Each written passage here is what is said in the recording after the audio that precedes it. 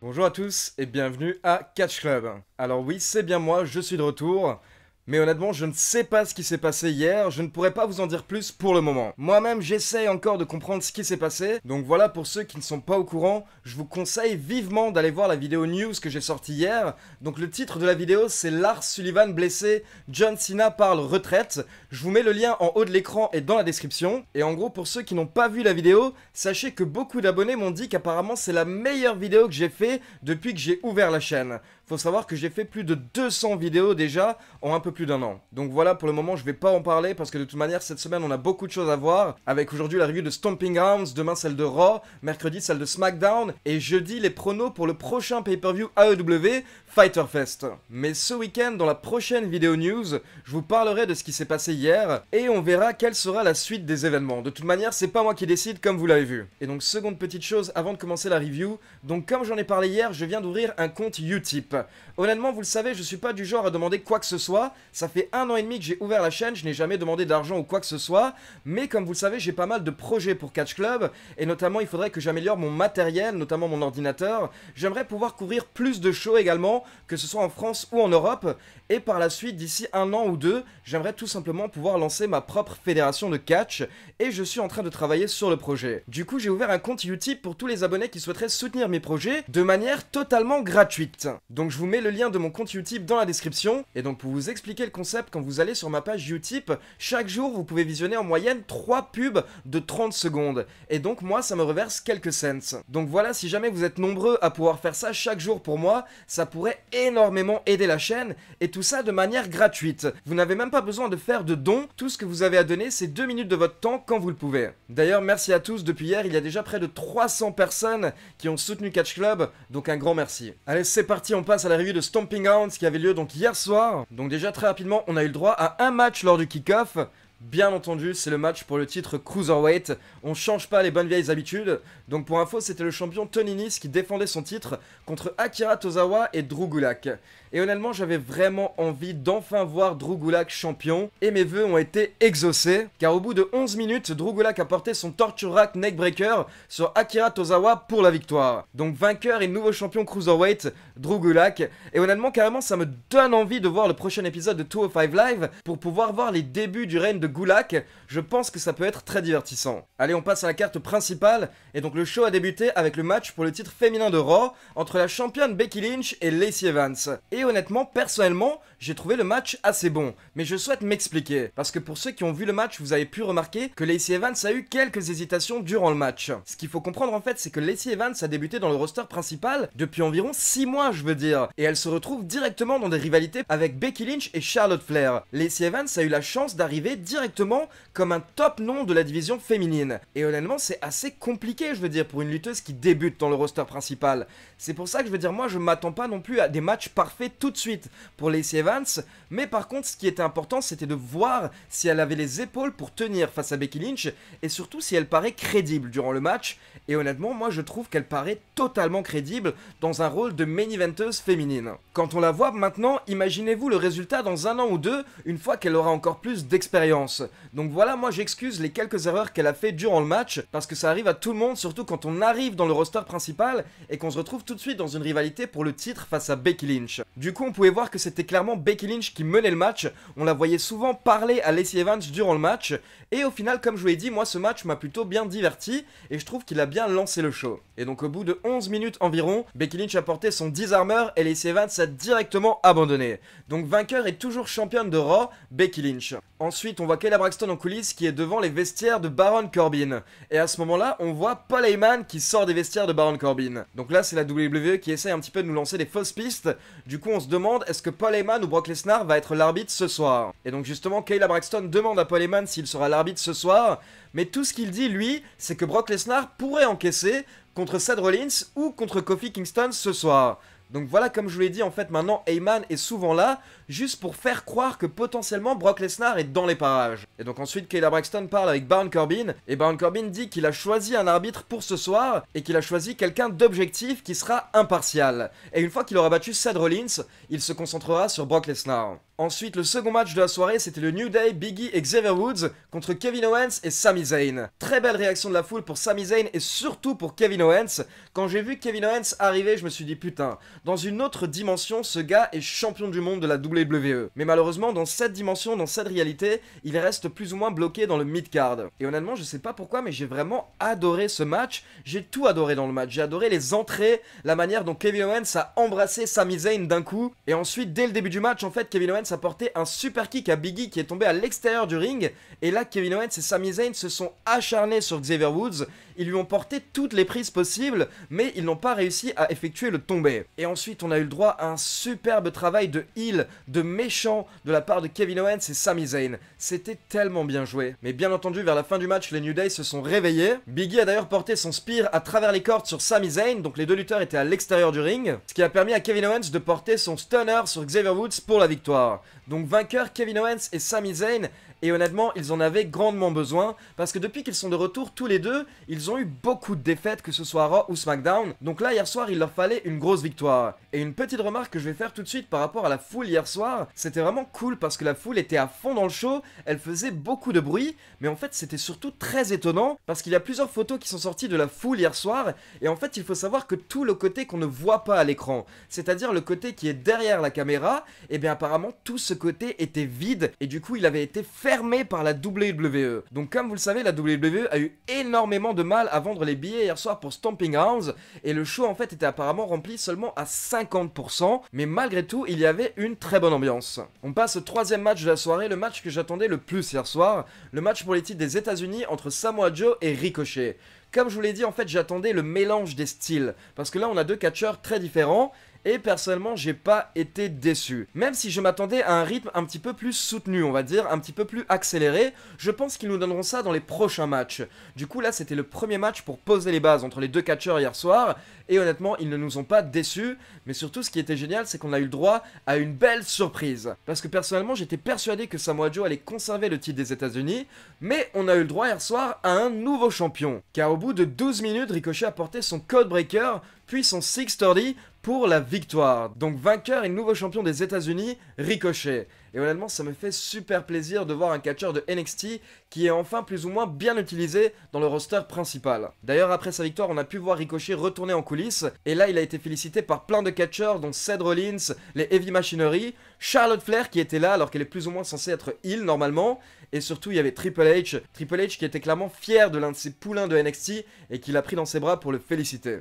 On continue avec le quatrième match de la soirée, le match pour les titres par équipe de SmackDown entre les champions Daniel Bryan et Rowan contre Heavy Machinery, Otis et Tucker. Et en fait là, il y a eu un souci, mais personnellement moi j'ai tout de même adoré. En fait le problème c'est que hier soir le show se tenait à Tacoma, Washington, et c'est tout proche de la ville d'origine de Daniel Bryan, Aberdeen. Du coup forcément en fait Daniel Bryan est considéré comme un local, c'est chez lui, et il a été accueilli comme un dieu par le public. Le public a scandé son nom, le public voulait le voir dans le ring, et c'était totalement un héros hier soir, il marchait sur l'eau, il était chez lui. Mais du coup forcément c'était horrible pour les Heavy Machinery, Otis et Tucker, qui étaient censés être les faces, les gentils dans ce match, et qui se faisaient huer durant tout le match.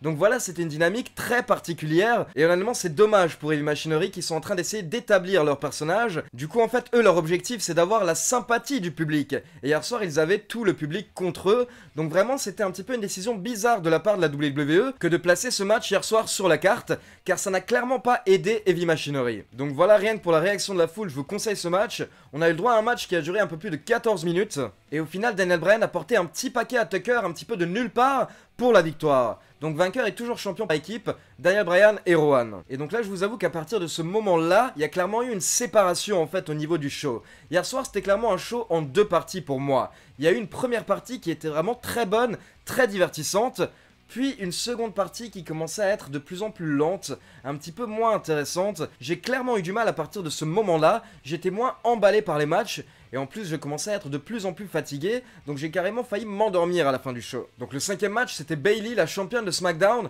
contre Alexa Bliss accompagnée par Nikki Cross. Et donc on se demandait un petit peu comment allait réagir Nikki Cross durant ce match, et il faut savoir qu'à la fin du match elle a essayé d'intervenir à un moment.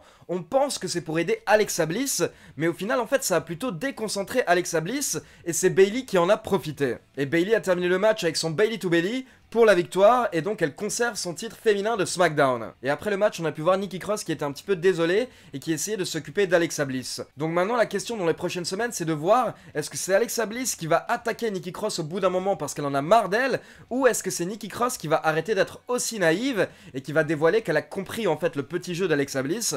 Et donc à ce moment là peut-être qu'on aura le retour de la Nikki Cross un petit peu folle de NXT en fait. Ensuite pour ceux qui ne sont pas au courant, on nous a montré quelques extraits du mariage de Drake Maverick, car il y a 2-3 jours Drake Maverick s'est marié et du coup forcément il y avait plusieurs catcheurs qui étaient invités à la cérémonie, et en fait durant la cérémonie, alors que le couple allait se marier, Drake Maverick s'est fait attaquer par R-Truth, et donc R-Truth a récupéré son titre 24/7. Et ensuite on a eu le droit à un angle qui a l'air très intéressant en coulisses. On avait Ricochet qui était en train de poser avec le titre des États-Unis, et à ce moment là t'as les Good Brothers, Gallows et Anderson qui viennent s'incruster sur les photos, et t'as Ricochet qui a clairement l'air saoulé en fait. Et là d'un coup t'as AJ Styles qui arrive, et lui aussi il s'incruste dans la photo, donc ils prennent une photo tous ensemble, et après il regarde Ricochet et il lui dit « On se voit demain à Raw ». Donc voilà, ce soir à Raw, on aura peut-être le droit à un match AJ Styles et Ricochet, et qui sait, c'est peut-être même le début d'une rivalité entre les deux. Si c'est le cas, ça pourrait clairement nous donner de très grands matchs.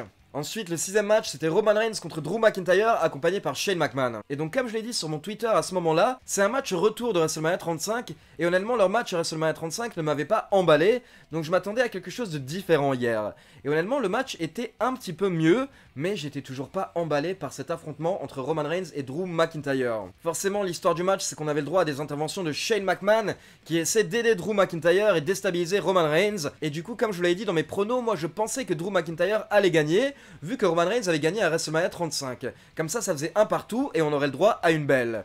Mais au final, malgré tout, malgré les interventions de Shane McMahon, c'est Roman Reigns qui a remporté le match avec son spear. Ensuite, très rapidement, le 7ème match de la soirée, c'était le match en cage entre Kofi Kingston et Dolph Ziggler pour le titre WWE. Ça a été le match le plus long de la soirée, environ 20 minutes de match, et honnêtement, c'était un match correct. C'est tout ce que j'aurais à dire en fait. Correct. C'était pas génial, mais c'était pas mauvais. J'espérais potentiellement un changement de titre pour pouvoir relancer Ziggler, voir Ziggler 2-3 mois feuder avec Kofi Kingston, puis Kofi Kingston qui récupérait son titre dans quelques mois. Mais au final, ce n'est pas le cas, car au bout de 20 minutes, Dolph Ziggler allait sortir de la cage par la porte, mais à ce moment-là, d'un coup, Kofi Kingston a sauté par-dessus lui à travers les cordes, et là d'ailleurs, il a fait un beau plat directement sur le sol, mais du coup, il a remporté le match. Donc vainqueur et toujours champion de la WWE, Kofi Kingston. Donc je me demande si on va voir Dolph Ziggler péter un câble lors de SmackDown, ou est-ce que Dolph Ziggler va à nouveau disparaître pendant 6 mois. Et donc on passe au main event de la soirée entre Baron Corbin et Seth Rollins pour le titre universel. Comme vous le savez, Baron Corbin devait choisir un arbitre spécial pour ce match, et je vous avoue que juste avant que le show ne commence hier soir, j'ai tweeté, vous pouvez aller le voir sur Twitter, sur mon compte @lecatchclub, que selon moi, l'arbitre spécial allait être Becky Lynch ou Lacey Evans, afin de déstabiliser Seth Rollins. Parce que hier soir avant le show, j'essayais de réfléchir à un arbitre spécial, et honnêtement je ne voyais aucun catcheur faire l'affaire. Du coup je me suis dit que logiquement Baron Corbin pourrait soit prendre la petite amie de Seth Rollins, ou alors justement celle qui se bat actuellement contre la petite amie de Seth Rollins. Et donc c'est bien ce qui est arrivé, parce que Baron Corbin a annoncé que l'arbitre spécial pour le match est Lacey Evans. Et donc là forcément, première remarque par rapport à ce match, je sais que Baron Corbin fait des progrès actuellement, mais moi je vais être honnête, c'est mon avis, clairement, Baron Corbin n'a pas encore les épaules, il n'a pas encore la crédibilité pour être en main event. Il pourrait faire un très bon mid-carder, du coup il faudrait justement qu'il soit en milieu de carte actuellement, mais il n'a rien à faire dans le main event d'un pay-per-view, dans un match pour le titre universel, et honnêtement toute la foule hier soir était de mon avis, ce qui fait que la foule s'est totalement retourné contre ce match dès le début du match. On a eu le droit à des chants AEW, des chants CM Punk, des chants Daniel Bryan. En gros, la foule a passé son temps à chanter parce qu'elle n'en avait rien à faire de ce match et de Baron Corbin, il faut être honnête. Donc voilà, j'ai vraiment apprécié le fait que la foule ait su se faire entendre hier soir durant le main event. Et donc l'histoire du match en fait, c'est que Lacey Evans essayait forcément d'aider Baron Corbin, donc elle a changé les règles du match plusieurs fois. Par exemple, à un moment, Baron Corbin était KO à l'extérieur du ring, et donc il allait perdre le match par décompte à l'extérieur. Mais à ce moment-là, d'un coup, Lacey Evans a changé les règles et il n'y avait plus de décompte. Elle a également refusé plusieurs fois d'effectuer le tombé quand Seth Rollins était en train de couvrir Baron Corbin. Et donc ensuite, elle a giflé Seth Rollins et au bout d'un moment, elle lui a porté un low blow. Et là, par contre, tu touches pas au maracas de Seth Rollins, ce qui fait que Becky Lynch a fait son entrée sur le ring. Et d'ailleurs, elle a fait un tweet hier soir qui était très marrant. Elle a dit: vous pouvez frapper mon mec, vous pouvez mettre des coups de chaise à mon mec, mais à partir du moment où vous touchez aux parties intimes de mon mec, là, vous aurez affaire à moi. moi. Et donc Becky Lynch a attaqué Lacey Evans et elle lui a porté son Bexploder sur les barrières. Du coup on a eu d'autres arbitres qui sont arrivés autour du ring et c'est John Cone qui a terminé le match en tant qu'arbitre. Et il faut savoir que c'est justement l'arbitre à qui Baron Corbin reproche une défaite précédente. Du coup Baron Corbin a commencé à s'énerver contre l'arbitre, puis il a essayé de porter son finisher à Seth Rollins, mais là Seth Rollins l'a contré puis lui a porté un super kick et un stomp pour la victoire. Donc vainqueur et toujours champion universel Seth Rollins, et le show se termine avec The Man Becky Lynch et son homme Seth Rollins qui célèbrent ensemble. Donc voilà tout ce que j'aurais à dire par rapport à hier soir, c'est que j'ai trouvé que le show était correct. Ce n'était pas un mauvais show, mais ce n'était pas génial non plus. En fait clairement la première partie du show était très bonne, mais à partir du milieu, notamment à partir du match de Bayley, le show a commencé à être plutôt moyen. Mention spéciale à la foule hier soir qui a vraiment ajouté un plus, c'est là que vous voyez à quel point la foule est importante. Et donc voilà, maintenant que Stomping Grounds est passé, bon, on n'a pas eu Brock Lesnar, on n'a pas eu de grosses surprises, donc maintenant on n'attend qu'une chose. S'il vous plaît, la WWE, donnez-nous Bray Wyatt cette semaine. On attend Bray Wyatt, on veut Bray Wyatt, on est impatient, on n'en peut plus de patienter. On a vu assez de vignettes de la Firefly Funhouse, donc maintenant on veut Bray Wyatt en chair et en os, que ce soit à Raw ou à SmackDown, mais ramenez-le quoi. Voilà, donc n'hésitez pas à me dire ce que vous avez pensé du show dans les commentaires, et surtout comme je vous l'ai dit, n'hésitez pas à checker la vidéo qui est sortie hier, la vidéo news sur Lars Sullivan et John Cena, car il y a une petite surprise dedans, et apparemment c'est la meilleure vidéo que j'ai fait depuis que j'ai ouvert la chaîne. Et donc comme d'habitude, n'oubliez pas de liker la vidéo, de vous abonner à la chaîne et de cliquer sur la petite cloche pour être informé de la sortie de mes prochaines vidéos, et de me soutenir grâce à mon Utip, le lien est dans la description. On se retrouve demain pour la review de Raw. Ciao tout le monde!